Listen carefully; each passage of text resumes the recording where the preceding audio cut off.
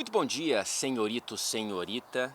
Aliás, esse começo já me causa uma sensação de que talvez para a próxima temporada a gente possa adiantar o horário do Fred Café. O que você acha? Porque 11 horas da manhã é bom dia, quase boa tarde, né? Para muita gente é boa tarde, quase boa noite.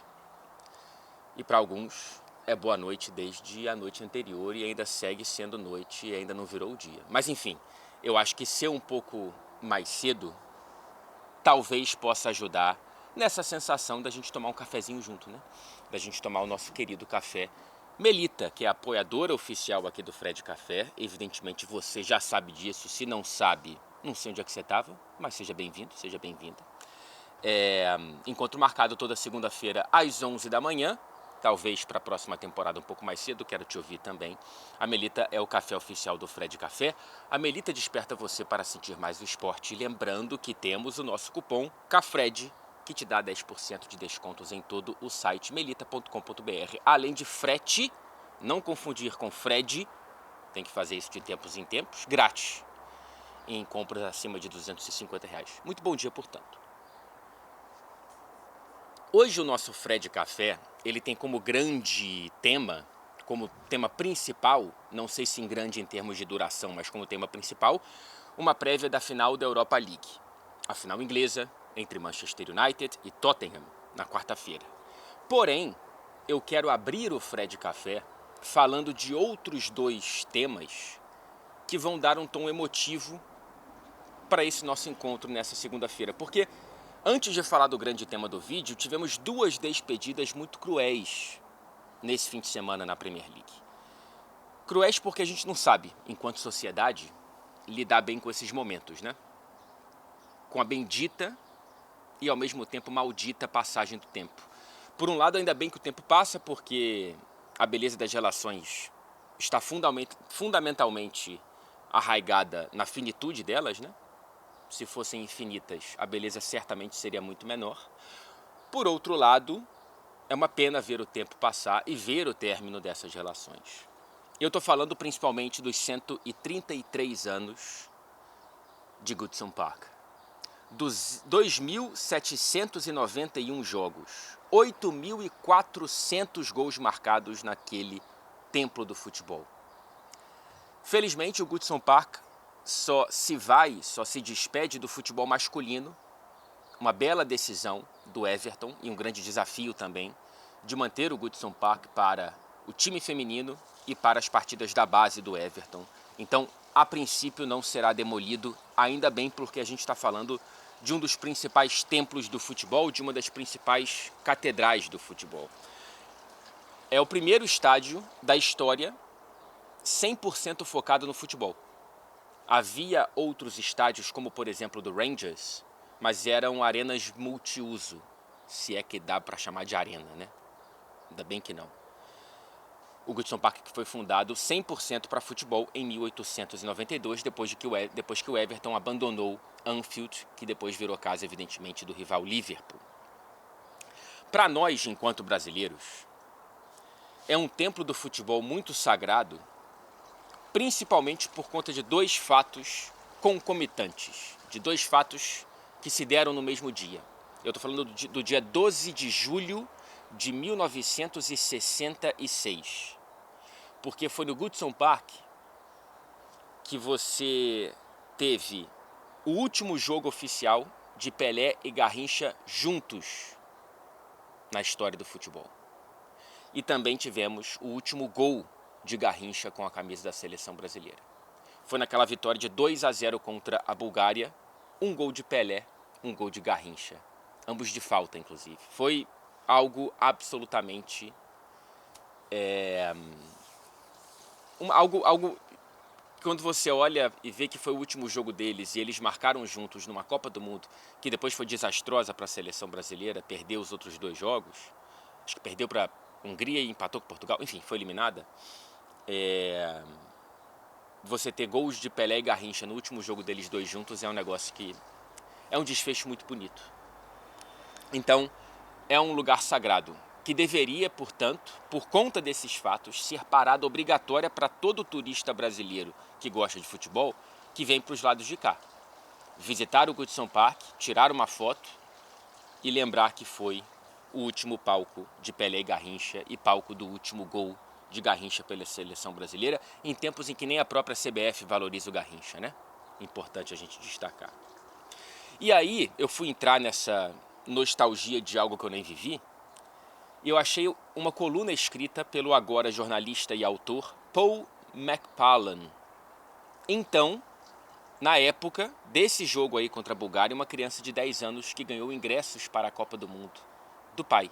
Ele, torcedor do Everton, morador de Liverpool, foi para os 3 jogos da seleção brasileira. E aí esse contra a Bulgária, que foi a estreia, era cercado de grandes expectativas, e eu trago alguns trechos aqui rapidamente da coluna dele. Abre aspas para o Paul. Todos queriam ver o bicampeão do mundo. Os 3 jogos do Brasil no Goodson Park tiveram em média o dobro de público do que os jogos da fase de grupos em Old Trafford, aqui em Manchester. Na estreia, o meu foco, diz o Paul, era total em Garrincha e Pelé. Aquelas camisas amarelas pareciam deuses para mim. Havia um surpreendente número de brasileiros, isso também me surpreendeu, tá? Bandeiras e camisas amarelas, além de tambores no ritmo de samba. Não sei se era no ritmo de samba, não sei se era tambor, não sei se era algo de uma criança de 10 anos que nunca tinha visto tambor ou samba na vida, mas está aqui o registro, e ele diz de maneira muito bonita que nunca havia visto tantos estrangeiros no mesmo lugar, e escutar os brasileiros conversando português para ele foi uma alegria depois de 10 anos nessa incrível vida que parece infinita quando você tem 10 anos, apenas escutando o inglês scouse, o inglês com sotaque de Liverpool. Achei bonito esse registro, viu? Então, se vai o Goodson Park da Premier League masculina, se vai o Goodson Park do futebol, porque a modernidade vem e o Everton de fato precisava de um outro estágio. Outro estadio, nesse outro estágio da própria história. Outro golpe da passagem de tempo foi a última partida de Jamie Vardy no King Power Stadium pelo Leicester. E aqui a gente pode usar a palavra partida em pelo menos 2 sentidos dela, né? Partida de futebol e a partida, o partir de Vardy. Um estádio lotado para um dia de adoração. O jogo era pano de fundo, porque reunia 2 rebaixados, Leicester e Ipswich. Era apenas um palco para o grande evento que era a despedida de Jamie Vardy. E assim, a história do Vardy já é uma história de conto de fadas. A história do Vardy no Leicester é o principal capítulo desse livro de conto de fadas. E o último capítulo parece que foi inventado de tão bonito e de ornar tão bem com toda essa história. Porque foi justamente no 18 de maio que o Leicester contratou o Vardy, 13 anos atrás. E agora a gente teve essa despedida em casa num dia 18 de maio. No jogo do número 500, redondinho. E no jogo do número 500 ele marcou o gol número 200. Para ficar fácil aí para todos nós, que não sabemos matemática de maneira muito para além da rudimentar. Então, cara, 500, 200 no dia 18 de maio parece inventado. Parece algo escrito que, se fosse escrito, é tão forçado que soaria um pouco demais. Mas aconteceu. E o Vardy marcou um dos gols da vitória do Leicester para cima do Ipswich, no meio de uma festa de adoração, repito, com um rebaixamento já decretado. Em quantos outros lugares, países, a gente veria isso? A torcida engolindo o sapo do rebaixamento e, pelo menos por um dia, fazendo com que aquilo fosse apenas um dia feliz com o estádio lotado. Certamente na cultura do futebol brasileiro isso não cabe.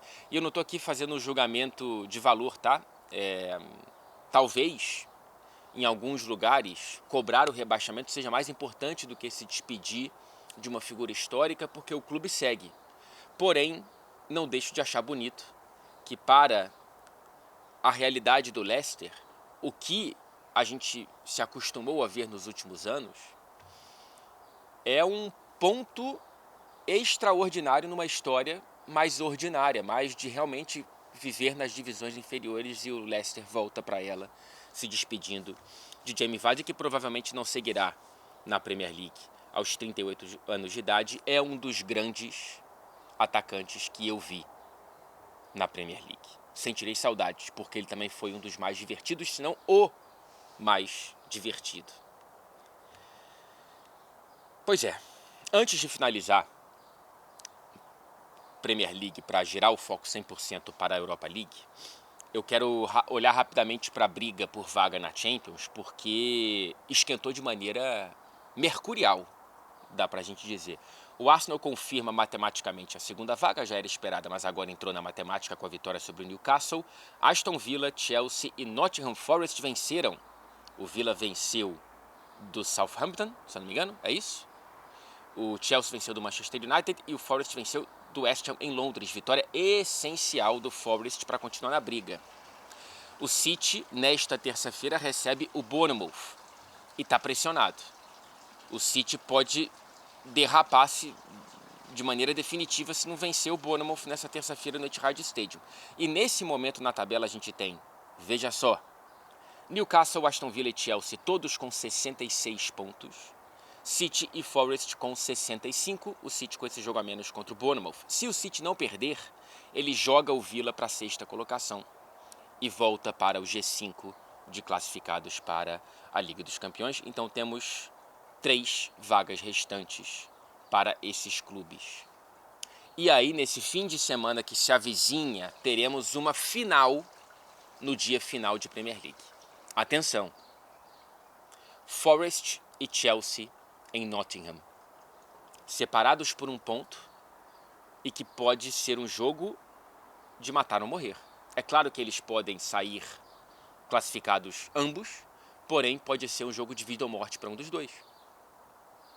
Porque em paralelo a essa final, a essa decisão, o Villa visita o Manchester United de ressaca, seja uma ressaca de título da Europa League ou de vice da Europa League. O City visita o Fulham, que não tem mais nada para fazer. E o Newcastle recebe o Everton, que também está na Premier League só em corpo, não em espírito, depois dessa grande despedida do Goodison Park. O Aston Villa não jogou contra o Southampton, porque quem jogou contra o Southampton foi o Everton. O Villa ganhou do Tottenham, evidentemente, Fred, perdão, tá, gente? O Villa ganhou do Tottenham por 2-0. Então, assim, nessa última rodada, a sua audiência obrigatoriamente estará no City Ground, nessa final entre Nottingham Forest e Chelsea. Que beleza, hein? Em meio a uma Premier League mambembe em certos momentos, em tons de drama, né? Porque não teve muito drama nas duas pontas da tabela, pelo menos essa decisão por vaga na Champions a gente vai ter. Depois de uma decisão de fato, de uma decisão quarta-feira em Bilbao, no San Mamés. A torcida do Athletic Bilbao poderia ver o clube decidir no Europa League em casa, mas não viu porque o estraga-prazeres Manchester United foi lá e venceu com propriedade. E agora recebe não, né? Não sei quem é o mandante, mas enfrenta o Tottenham nessa decisão entre os 2 piores times do Big Six na Premier League. Os 2 piores times de toda a Premier League acima da zona de rebaixamento. Porém, antes dessa crueldade da realidade nua e crua, eu vou tentar aqui um approach levemente mais romântico. Porque pro Tottenham tem uma chance de ouro, gente. Pro Tottenham é fácil relevar o que aconteceu na Premier League se a quarta-feira terminar em taça, porque será o primeiro título em 17 anos. O meu cunhado, né, marido da irmã da Sara, ele é torcedor do Tottenham, eu estava conversando muito com ele sobre isso ontem, e a expectativa é muito grande, cara. Ele não vê o título desde moleque. Ele é um pouco mais novo que eu, ele era adolescente, nem bebia quando o Tottenham venceu pela última vez.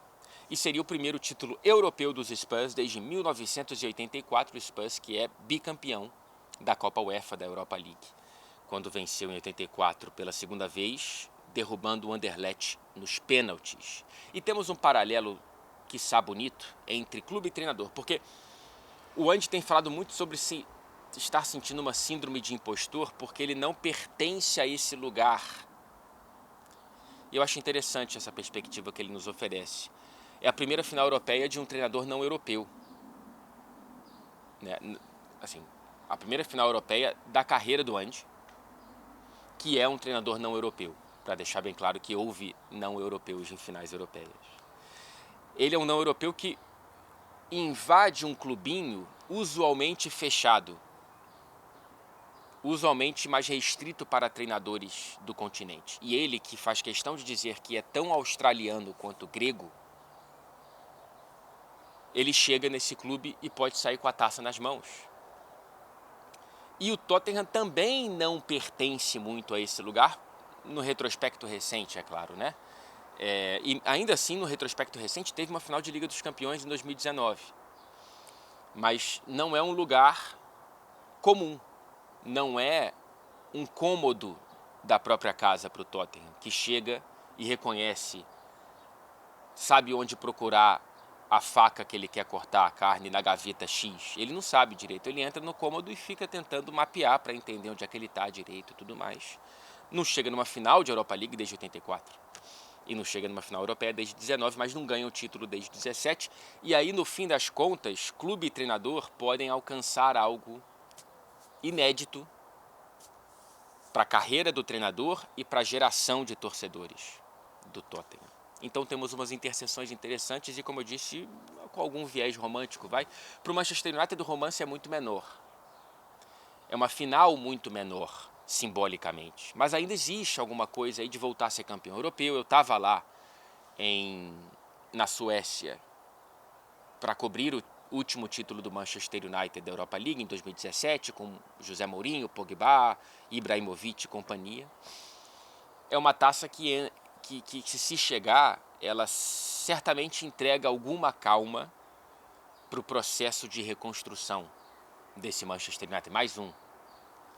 Seria importante para o Rubem Amorim, para alimentar o torcedor de alguma forma. Seria a terceira temporada consecutiva com algum título para o Manchester United, né? E subindo degraus, Copa da Liga, FA Cup e agora poderia ser a Europa League. Seria um título importante para os jogadores em rota de saída. Seria um título importante para os jogadores que vêm sendo importantes e vêm carregando esse fardo muito pesado nos próprios ombros. E eu falo principalmente de Bruno Fernandes, o principal jogador da era maldita, da era pós-Ferguson, o único que de fato alcançou um protagonismo quase que imutável, tão constante que parece algo que você já espera e quando não acontece você se assusta quando o Bruno Fernandes não tem um jogo de protagonista. Seria o primeiro título europeu da carreira do Bruno Fernandes no futebol de clubes. Ele já conquistou a Nations League com Portugal em 2019, mas nunca foi campeão europeu com o clube. E é uma final muito importante mesmo para veteranos multicampeões. Perceba, se você assistir ao jogo, a seriedade com a qual o Casemiro vai para o aquecimento. Veja as comemorações que o Casemiro teve nas passagens contra Lyon e Atlético Bilbao. O pentacampeão da Liga dos Campeões está levando esse título muito a sério. Para ele é muito importante também. O Amorim que decidiu pagar por ingressos e viagens de 30 pessoas entre membros da própria comissão técnica e amigos e familiares. O que parece bonito, mas não é, porque o clube optou por não pagar nesse corte de gastos desnecessários.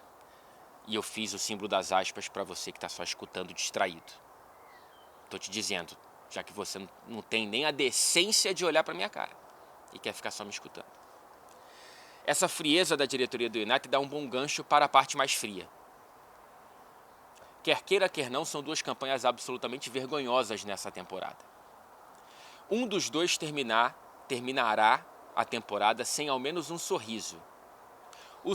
Então, assim, é um duelo para ver quem termina no inferno e quem consegue, no caso do United, pelo menos parar no purgatório, e no caso do Tottenham, ascender a algo maior do que o purgatório, porque é um título muito mais importante, como já está muito bem claro por aqui no vídeo. A derrota seria pior para o Tottenham, portanto, porque o título é mais importante e porque é um trabalho mais longo. O Andy está na segunda temporada completa, o Rubem Amorim pegou um trem andando e mudou tudo.